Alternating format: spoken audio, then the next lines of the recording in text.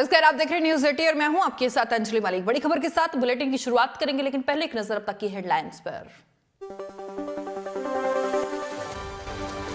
एक बार फिर से बढ़ सकती है आजम खान की मुश्किलें। 9 जनवरी को पत्नी बेटे के साथ होना होगा कोर्ट में पेश।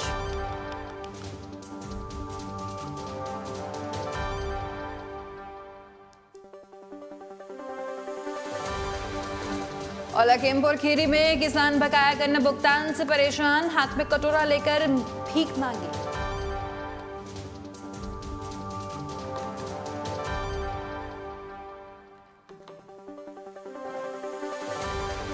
और नंदकिशोर गुर्जर का बड़ा बयान, कहा मैं खुद अपने हाथों से करूंगा, डकैतों की हत्या कर दूंगा।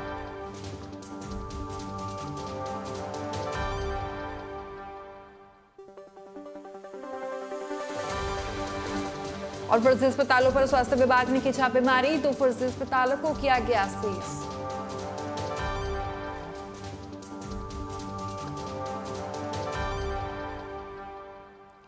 और रामपुर से बड़ी खबर के साथ बुलेटिन की शुरुआत करेंगे, जहां एक बार फिर से आजम खान की मुश्किलें बढ़ सकती है। पत्नी और बेटे के साथ कोर्ट में उन्हें पेश होना होगा। साथ ही बता दें आपको कि अब्दुल्ला के 2 जन्म प्रमाण पत्र से जुड़ा हुआ ये पूरा मामला है। तो बड़ी खबर इस वक्त की देख रहे हैं आप रामपुर से, जहां समाजवादी पार्टी के जो नेता है आजम खान, उनकी मुश्किलें एक बार फिर से बढ़ सकती है। अब्दुल्ला आजम के 2 जन्म प्रमाण पत्र मामले में आजम खान के जो वकील के द्वारा नई नई दलीलें रखते हुए समय की मांग करते हुए स्थगन के लिए प्रार्थना पत्र दिया गया था, जिससे अदालत में खारिज कर दिया है।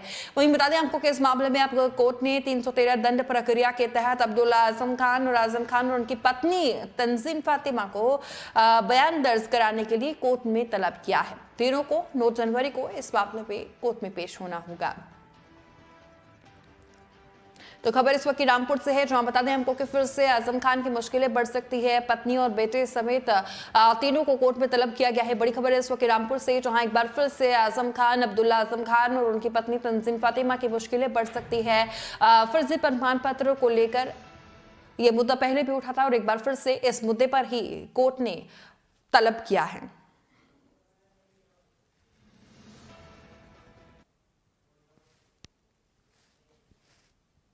और इस बीच मुजफ्फरनगर से खबर है, जहां बता दें आपको कि खतौली में किसानों की महापंचायत हुई है, जहां आवारा पशुओं को लेकर सरकार को किसान जमकर घेरते हुए नजर आए हैं। तो उत्तर प्रदेश के मुजफ्फरनगर जनपद में आज किसानों के विभिन्न मुद्दे को लेकर भारतीय किसान यूनियन के बैनर तले एक किसान मजदूर महापंचायत का आयोजन किया गया है, जिसमें मुख्य वक्ता के रूप में पहुंचे भाकियू के राष्ट्रीय प्रवक्ता राकेश टिकैत ने मीडिया से खास बातचीत की है और साथ ही साथ आवारा पशुओं को लेकर कहा कि गौशाला में पशु मरते हैं और उन आवारा पशुओं को कैद करके एक तरह से मारने का प्लान चल रहा है। दरअसल आपको बता दें कि आज खतौली विधानसभा क्षेत्र में स्थित तहसील परिसर में किसानों के विभिन्न मुद्दों को लेकर भारतीय किसान यूनियन के द्वारा किसान मजदूर महापंचायत का आयोजन किया गया, जिसमें आस पड़ोस के क्षेत्र से किसानों ने बढ़ चढ़कर हिस्सा लिया और साथ ही इस पंचायत में किसानों को संबोधित करने के लिए भाकियू के राष्ट्रीय प्रवक्ता राकेश टिकैत ने सरकार पर जमकर अपनी भड़ास में निकाला। इस दौरान उन्होंने मीडिया से खास बातचीत करते हुए कहा कि हमारे प्रधानमंत्री का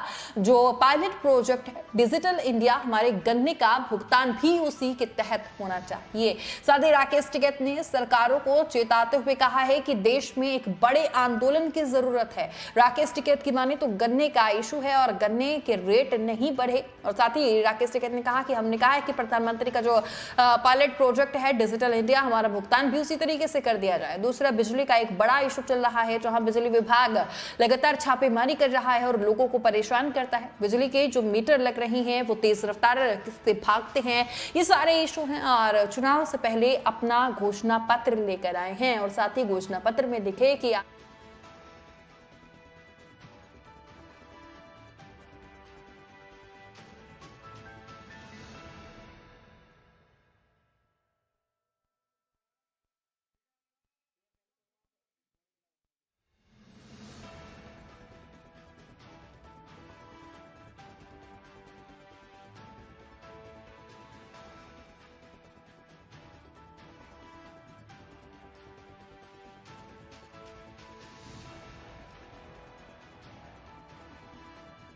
तो मुजफ्फरनगर से खबर देख रहे हैं आप इस वक्त, जहां बता दें हमको कि राकेश टिकैत आज पहुंचे थे खतौली और किसानों को संबोधित किया। और इसी खबर पर तमाम जानकारी साझा करने के लिए अमित हमारे साथ जुड़ गए। अमित, क्या कुछ पूरा मामला है आज राकेश टिकैत की तरफ से जो खतौली में महापंचायत की गई है, क्या कुछ किन कारणों की वजह से ये महापंचायत की गई है?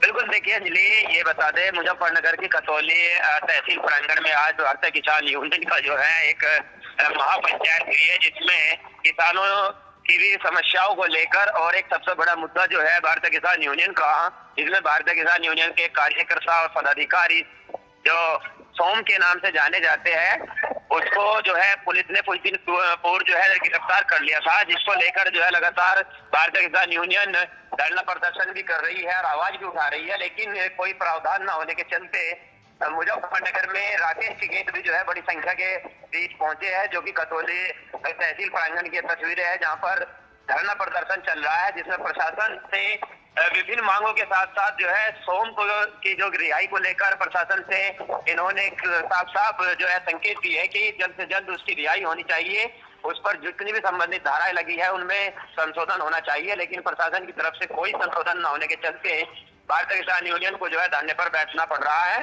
जिसमें किसान यूनियन के बड़े बड़े नेता भी मौजूद है। चलिए, बहुत शुक्रिया तमाम जानकारी साझा करने के लिए। और इसी बीच राकेश टिकैत का भी बयान सामने आया है, क्या कुछ कहना है राकेश टिकैत का, सुनिए। आज यहाँ पंचायत की गई है। देखो, मुद्दे बिजली का इशू है, गन्ने का भाव का इशू है, गन्ना भुगतान का इशू है, कपिल सोम का इशू है, जो मीटर लगा रहे ये हैं, जो सांड छुटे हुए हैं उनका इशू है, आवारा जो पशु है ये इशू यहाँ पे है। और अधिकारी और सरकारें बेलगाम हैं। अगर सरकार का चेहरा देखना हो तो अधिकारियों की पॉलिसी देख लो, उससे सरकारों की पॉलिसी और चेहरे का पता चलता है। तो अधिकारी कोई काम करने को तैयार नहीं है, तो इसलिए सरकारों की जो पॉलिसी है उसी पे ही अधिकारी काम करते हैं। आज किस तरह के निर्णय यहाँ पे पंचायत में लिए जा रहे हैं?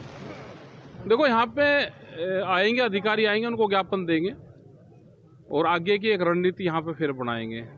यहाँ पे भी एक धरने की जरूरत है, धरना चलना चाहिए, बड़ा धरना मुजफ्फरनगर बहुत दिन हो गए, अधिकारी भी आराम कर रहे, जब तक धरने नहीं चलेंगे तो जब तक लगातार धरने हो रहे हैं, समस्याएं जो कि तो बनी हुई हैं, कैसे हल निकलेगा?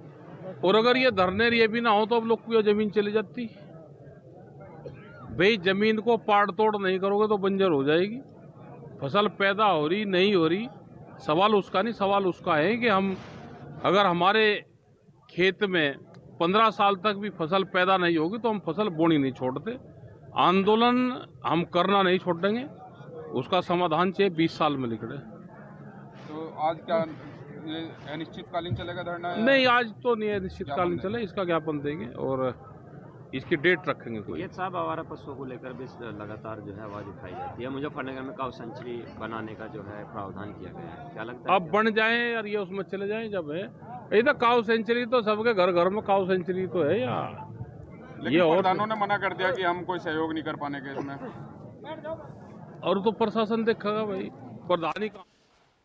और इस बीच वाराणसी से भी खबर कर लेते हैं, जो बता दें हमको कि कृषि मंत्री सूर्य प्रताप शाही पहुंचे हैं, जहां सर्किट हाउस में उन्होंने पत्रकारों से खास बातचीत की है। अपने एक दिवसीय दौरे पर वाराणसी पहुंचे हैं कृषि मंत्री सूर्य प्रताप शाही ने कहा कि यूपी में किसान आंदोलन फैल रहा है और इसके पीछे कारण रहा है समाजवादी पार्टी सरकार का। 80,000 लोगों ने नैतिक अधिकार नहीं है। जिन लोगों ने 2014 तक धान की कीमतें 1310 रुपये रखी, जिन्होंने गेहूं की एमएसपी 1400 रुपये रखी, जो मिलकर के जो है वो पूरे देश भर में जितना वो खरीदारी करते थे उसके 3 गुना जो है वो मोदी जी की सरकार खरीद रही है। 1310 रुपये की जगह पर 2040 रुपये में धान की खरीदारी कर रही है।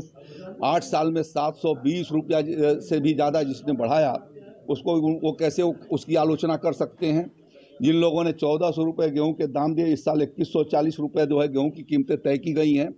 हमने जो है वो दाम जब पैदा हो जाता था तब तय करते थे, और योगी जी की सरकार लगाने के 2 महीना पहले घोषित कर देती है कि जिस किसान को जो ऑप्शन हो, जिसको जो फसल उसको लगाने का मन करता है, हम एमएसपी घोषित कर रहे हैं, उस फसल पर जाए। तो इससे देश में एक प्रतिस्पर्धा खड़ी हुई है, अच्छा उत्पादन हो रहा है और खरीदारी बहुत बेहतर तरीके से हो रही है। इस नाते उनको इस तरीके की आलोचना करने का कोई नैतिक अधिकार नहीं है। ये इस समय नहीं, ये बहुत शुरू से किसान खेत पर रहता रहा है और जो किसान का मतलब ही होता है कि हम अपने खेत पर, यदि किसान अपने खेत पर नहीं जाएगा तो खेती अच्छा नहीं हो सकता है। किसान खेत पर, खेत के भीतर होगा मेड़ के भीतर होगा बरसात का पानी, उसके लिए मेड़ को बनाना, खेत की सिंचाई करना और खेतों की देखरेख करना, फसल जैसे हमें ज़रूरत है भोजन की उस तरीके से हमारे फसल को भी होती है। जब वो खेत पर जाएगा तभी वो उसको देखेगा और दे सकेगा। पशुओं के लिए निराश्रित गोवंश स्थल राज्य में बनाए गए हैं और लगभग 6000 से ज़्यादा हमारे निराश्रित गोवंश स्थल काम कर रहे हैं। उसमें 9.5 लाख के करीब जानवर रखे गए हैं और 1.5 लाख के करीब जानवर 80,000 लोगों ने सहयोगी योजना के आधार पर अपने घरों पर ले जाकर के उसका पालन कर रहे हैं, जिसमें 900 रुपया एक जानवर के ऊपर राज्य सरकार मुहैया करा रही है। और इस बीच लखीमपुर खीरी से भी खबर का रुख करते हैं, जहां बता दें आपको कि किसानों का एक वीडियो सोशल मीडिया पर तेजी के साथ वायरल है, जहां हाथ में कटोरा लेकर किसान भीख मांगते हुए नजर आ रहे हैं।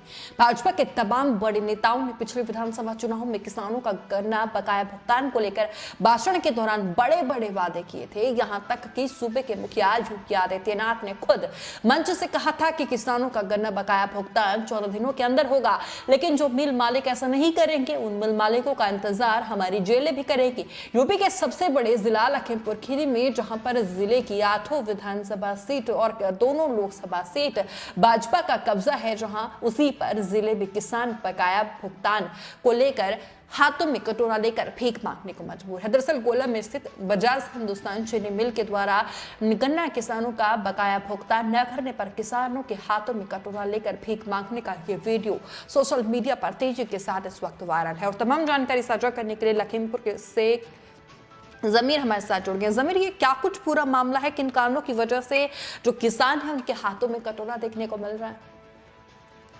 देखिए अंजलि, आपको बता दें पूरा मामला लखीमपुर जिले के गोला का है, जहाँ पे जो बजाज शुगर मिल है उसके द्वारा जो किसानों का गन्ना बकाया भुगतान वो नहीं किया जा रहा है। किसानों का करोड़ों रुपया चीनी मिल पे बाकी है। किसानों को पेमेंट न मिलने पर किसानों को काफी खासा दिक्कत हो रही है। किसान परेशान है, उनकी जो निजी जरूरतें हैं, बच्चों की फीस है, फसल बोना, फसल की बुआई, फसल की कटाई, खाद, बीज, ये सब इंतजाम करना किसानों को होता है। तो जो पेमेंट उनको नहीं मिल रहा है, जो गन्ना का बकाया भुगतान उनको नहीं मिल रहा है, तो उनको काफी परेशानी हो रही है और वो लगातार चीनी मिल प्रशासन से मांग कर रहे हैं। लेकिन जब चीनी मिल प्रशासन ने उनकी मांग नहीं सुनी तो किसानों ने एक हाथों में कटोरा लेकर भीख मांगते हुए चीनी मिल के खिलाफ प्रदर्शन कर अपनी मांग रखी। और किसानों की मांग है कि जब तक चीनी मिल के द्वारा भुगतान नहीं किया जाएगा ये उनका प्रदर्शन लगातार जारी रहेगा और धरने पे बैठे रहेंगे। कहीं ना कहीं जो सूबे की योगी सरकार ने साफ तौर पे ये निर्देश जारी किए थे, चुनावी भाषणों में वादा किया गया था सरकार के द्वारा कि 14 दिनों के अंदर किसानों को भुगतान मिल जाएगा। तो चीनी मिलें कहीं ना कहीं जो सरकार के वायदे को तो पूरी तरीके से उसमें बलीता लगा रही है। और चीनी मिलों के द्वारा किसानों का पेमेंट न करना एक बड़ी समस्या किसानों के लिए बनी हुई है और किसान लगातार इसी बात पर धरने पे बैठे हैं। अब ये देखना होगा चीनी मिल क्या कुछ किसानों को भुगतान करती है या किसानों को ठंड में धरने पे बैठना। चलिए, बहुत शुक्रिया तमाम जानकारी साझा करने के लिए। तो खबर इस वक्त की लखीमपुर खीरी से है, जहां ये तस्वीरें सामने आई हैं और वाकई बेहद ही चिंतित कर देने वाली ये तस्वीरें हैं। किसानों का भी बयान सामने आया है, जरा सुनिए।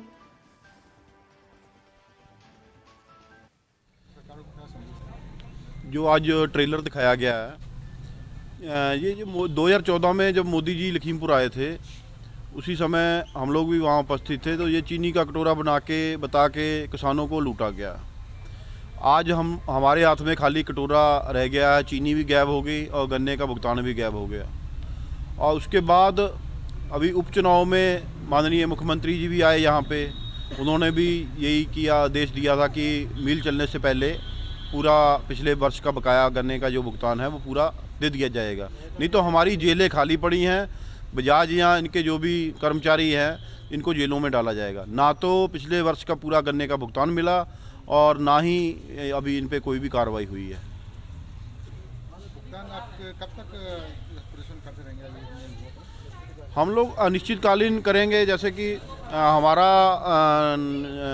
भारतीय किसान यूनियन चुरूनी का उत्तर प्रदेश में और हरियाणा में और पंजाब में धरना चल रहा है और राष्ट्रीय किसान मजदूर संगठन का भी चल रहा है। तो हम लोग एक ही मंच पे, क्योंकि एक ही पीड़ा है सबको, तो सब हम लोग किसान एक ही होके इकट्ठे होके एक ही जगह आंदोलन कर रहे हैं। जब तक पूरा गन्ने का भुगतान नहीं मिल जाता हम लोग आंदोलन करते रहेंगे। जो आज ट्रेलर दिखाया गया है, देखिए, हम गन्ना किसान हैं, बजाय उससे पीड़ित हैं। आज माननीय जब जो सपा की सरकार थी उस समय माननीय प्रधानमंत्री मोदी जी हमारे लखीमपुर जनपद आए थे। उस समय सपा के द्वारा भुगतान न करा पाने के कारण गन्ना किसान त्रस्त था, परेशान था। तब मोदी जी ने एक वादा किया था, उस वादे को याद दिलाने के लिए आज छोटा सा कार्यक्रम किया गया है, ट्रेलर दिखाया गया है कि मोदी जी ने कहा था, मित्रों, लखीमपुर जनपद चीनी का कटोरा किसने रोक रखा है सपा सरकार को भुगतान कराने में? क्या 14 दिन में गन्ना भुगतान मिलता है? हमारी सरकार बनाओ, 14 दिन में मिलेगा। किसानों ने उसके बाद सपा के बाहर 22 में बना दिया, उसके बाद उपचुनाव में भी पूर्ण बहुमत से दिया। लेकिन मोदी जी, योगी जी किसानों से जो वादा किया था उसको भूल गए। उस वादा को याद दिलाने के लिए आज छोटा सा कार्यक्रम किया गया, जिसमें किसानों ने वही खाली कटोरा, मोदी जी कहते थे भरा हुआ चीनी कटोरा, लेकर टहल रहे थे कि हमारी मेहनत का पैसा जो पिछले वर्ष का पड़ा हुआ है, हमारी खून पसीने की कमाई जो चीनी मिल में पिछले वर्ष की पड़ी हुई है, मोदी जी वो हमको भीख स्वरूप ही दिला दीजिए, वो हमारी मेहनत का पैसा है। आपने भरी कटोरी कहा था, कटोरा भरा था, लेकिन आज तो हम खाली कटोरा लेके भीख मांग रहे हैं। 5 डिग्री के भीषण ठंड में अपना पैसा मांगने के लिए यहाँ बैठे हुए हैं। तो आपको ये वादा याद आ जाए, आपने जनपद के किसानों से जो वादा किया था उसको उत्तर प्रदेश सरकार से पूरा कराने की कृपा करें, हमको पैसा दिला दें। किसान अब आत्महत्याओं की तरफ बढ़ रहा है, किसानों के घर में घरेलू हिंसाएं हो रही हैं पैसे के अभाव से, कोई कार्य नहीं चल रहा है। ये हमारी रोजी रोटी का सवाल है। हम लोग अपना दर्द इस कदर हमारे दिल में और हमारी मजबूरियों में छिपा हुआ कि हम बता नहीं सकते। सरकार प्रति यूनिट पे हम लोगों से 10 रुपये वसूल रही है अगर हमारा बकाया हो जाए। हमें कोई खाद नहीं दे रहा, हमें कोई डीजल नहीं दे रहा, और लाखों रुपया हमारा बकायेदार है। हमारे बच्चों की फ़ीस रुकी है, पढ़ाई रुकी है। और मैं तो अपनी उत्तर प्रदेश की जनता से कहना चाहता हूँ कि जब इन्होंने हमें लखीमपुर में कहा था कटोरा, तभी इनको वोट नहीं देना चाहिए था। भाई, हम किसान हैं, भीख नहीं मांगते, हम अपनी खून पसीने की कमाई का पैसा मांग रहे थे। लेकिन मेरी देश की जनता बेर बेर जो हमें कटोरा पकड़ाते हैं, जो हमें भिखारी बनाते हैं, 500 रुपया 1000 रुपया खाते में डाल के कहते हैं किसान निधि, और करोड़ों अरबों रुपया आज हमारा गन्ने भुगतान का ब्याज हो चुका है। ना हमें असल मिल रहा है, ना हमें पिछला भुगतान मिल रहा। हमें तो सुसाइड करने के अलावा अब कुछ रास्ता नहीं दिखता। हम लोग क्या करें, बड़े मजबूर हैं। और आप ऐसे पत्रकार बंधुओं का मैं आभार व्यक्त करता हूं जो हम लोगों गरीबों की कवरिंग करने आते हो, क्योंकि सरकारी मीडिया को तो जब भी हम ऑन करते हैं वो तो कहती 100% भुगतान करने का हो गया। लेकिन मुझे ये शर्म आती है कि जो हमारे उत्तर प्रदेश में बजाज का अरबों खरबों रुपया बकाया है, ये हम लोग हिंदुस्तान के वासी हैं कि जहाँ हम लोग किसी दूसरे देश के वासी हैं। मैं तो बीजेपी वालों से कहता हूँ कि थोड़ा बहुत झूठ बोलने से भगवान से डरा करो। अगर 100% हम लोगों का भुगतान हो गया तो हम लोगों से आके बात करो। भाई, अगर भुगतान हो गया तो हम लोग पागल थोड़ी हैं। हमारा पिछले साल का भी भुगतान बाकी है और आधे से ज़्यादा इस साल भी हमारी खरीद हो गई। तो मैं तो मुख्यमंत्री योगी जी से कहना चाहता हूँ कि आप तो लोकप्रिय नेता हो, बहुत ईमानदार हो। भाई, ये पैसा कोई नहीं देता, जहाँ कोई बकायेदार होता तो बुलडोजर चला देते हो, तो ये सोसाइटी सब गिरा दो बुलडोजर चला के, इन्हीं को हम तो गन्ना देते हैं ना। आपका बुलडोजर अब कहाँ है? तो बुलडोजर बाबा से हम कहते हैं कि हम लोगों का पैसा दे दो और खूब तुम मौज मस्ती करो। लेकिन गरीबों की दुआ जो है, बहुत बद दुआ अगर गरीबों ने दे दी तो वंश नाश हो जाते हैं। गरीब जनता को इस कदर भूखे प्यासे ना मारे, हमारी खून पसीने की कमाई है। इसलिए मैं हाथ जोड़ता हूँ। और डबल इंजन की सरकार, हमको जब सिंगल इंजन की सरकार थी तो हमको चीनी मिल जाती थी, लेकिन जब से डबल इंजन की सरकार आई है हमारी चीनी भी गायब है, हमारा कटोरा भी खाली है। तो मैं हाथ जोड़ता हूं कि ये डबल इंजन की सरकार माल किधर को भेज रही है। इसलिए मैं कहता हूँ हमारे और इसी बीच गाजियाबाद से भी खबर है, जहां गाजियाबाद के लोनी से बीजेपी विधायक नंदकिशोर गुर्जर हमेशा ही अपने बयानों की वजह से चर्चाओं में रहते और एक बार फिर से नंदकिशोर गुर्जर ने धमकी दे डाली है। दरअसल बिजली विभाग का कर्मचारी बन लोनी के इंदिरापुरी कॉलोनी में 1.5 लाख रुपए की लूट की घटना हुई, तो वहीं कई लोगों से जबरन पैसे भी लिए गए। और इसी दौरान शिकायत पर पहुंचे विधायक नंदकिशोर गुर्जर ने कहा कि अगर कोई बिजली विभाग का कर्मचारी बनकर आता है तो उसको बंधक बना लो।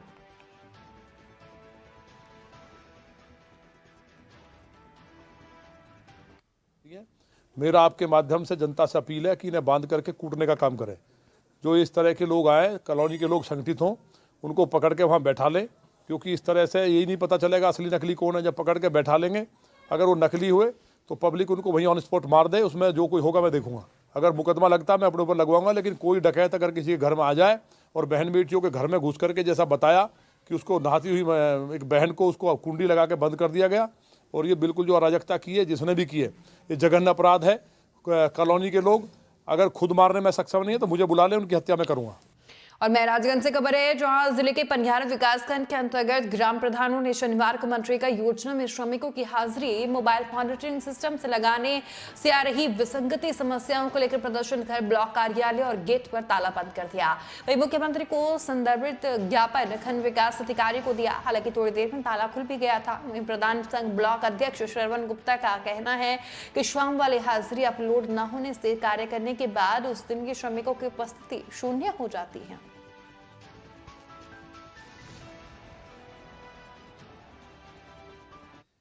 कि शासन का निर्देश है कि जो लेबर काम कर रहे हैं मनरेगा को, उनका एमईएमएस से हाजिरी लिया जाए। हाजिरी नेटवर्क प्रॉब्लम की वजह से हाजिरी जो है वहाँ इन्वॉल्व नहीं हो पा रही है। हाजिरी न जो है होने के वजह से सारे मजदूरों की जो भी मशगूल है कार्य योजना में जीरो हो जा रहा है। मजदूर अपने मजदूरी के लिए परेशान कर रहे हैं। हम लोगों को जो है सुबह शाम जो है उल्टा सीधा बात हो रही है। आगे की क्या रणनीति? आगे की रणनीति है, यहाँ अगर हमारी बात नहीं सुनी जाएगी तो हम लोग शासन स्तर पर वहाँ चल करके जिले पर, पहले जिले के बाद हम लोग प्रदेश स्तर पर जो है अपना मांग रखेंगे, और मांग नहीं पूरी होगी तो। और कानपुर देहात से बड़ी खबर है, स्वकीय जहां नियंत्रित होकर एक ट्रक जा पलटा है। ट्रक पलटने से चालक क्लीनर गंभीर रूप से घायल हो गया है। ये बड़ी खबर है स्वकीय कानपुर देहात से, जहां नियंत्रित होकर एक ट्रक पलटने का मामला सामने आया है। और ट्रक पलटने से चालक क्लीनर जो है वो गंभीर रूप से घायल हो चुका है। और कानपुर की तरफ से माल लादकर ट्रक जा रहा था, उसी दौरान ये बड़ा हादसा हुआ है। बड़ी खबर है इस वक्त कानपुर से, जहां पहाड़ीपुर पुतीलाल महाविद्यालय के पास का ये पूरा मामला है, जहां कानपुर देहात में अनियंत्रित होकर रोड किनारे खड़ा एक ट्रक जा पलटा।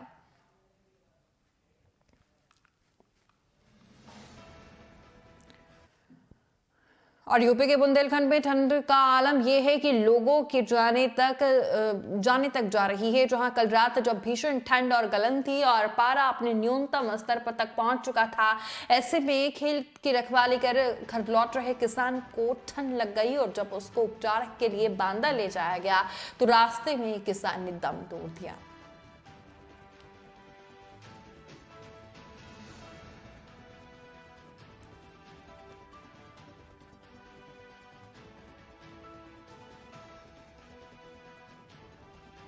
मेरा नाम राजकरण है। कहाँ के रहने वाले हैं? पड़री गांव। पड़री गांव, थाना? थाना बबीरू। अच्छा, क्या कौन है ये खत्म हो गया? ये हमारा भाई है। क्या नाम है इनका? इनका नाम भूरा है। भूरा है। अच्छा, क्या हादसा हो गया? ये रात में जो है जानवर खेदने गया, खेत खा रहे थे तो जानवर खेदने गया, और सुबह तड़के पहाड़ जब वहाँ से आया, ठंड लगी इसके, तो जानकारी ये हुई कि ठंड लगी है। थोड़ा बहुत उपचार वहीं गांव में किया। जब नहीं ज़्यादा सही हुआ तो यहाँ तेंदुआरी लेके आए। तेंदुआरी को दिखाया, तेंदुआरी वालों ने यहाँ के लिए बांदा के लिए रेफर कर दिया। डॉक्टर साहब, अभी एक मामला आया था, बताए थे, क्या है पूरा मामला? अभी एक भूरा यादव करीब 45 साल के व्यक्ति को यहाँ पे मृत अवस्था में लाया गया है, जो कि पडरी बबेरू का रहने वाला था। जब यहाँ लाया गया था तो उसकी मृत्यु हो चुकी थी। उसकी बॉडी को पोस्टमार्टम के लिए भेज दिया। और प्रदेश सरकार के द्वारा हर जिले के उत्पाद को एक पहचान देने के लिए जनपद एक उत्पाद की शुरुआत की जा रही है, जिससे उस जनपद के विलुप्त हो रहे उत्पाद को एक नई पहचान मिल सके।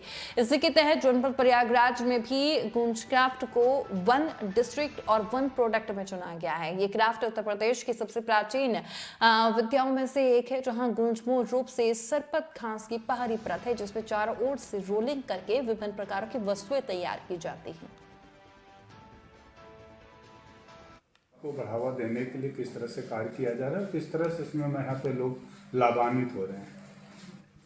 प्रयागराज जनपद में ODOP योजना अंतर्गत मूंज उत्पाद को चयन किया गया था। तो प्रारंभ में काफ़ी इसमें दिक्कतें थी, जैसे इनको डिजाइन्स का ज्ञान नहीं था, साथ ही साथ इनको रॉ मटेरियल्स भी नहीं उपलब्ध हो पाता था, मार्केटिंग भी नहीं कर पाते थे। मार्केटिंग जो की जाती थी तो वो सब आसपास के इसी क्षेत्र में होती थी, उससे इनको पैसे भी कम मिलते थे। और फिलहाल मेरे साथ इस खास बुलेटिन में इतना ही। तमाम खबरों के लिए जुड़े रहिए न्यूज़ 18 के साथ। नमस्कार।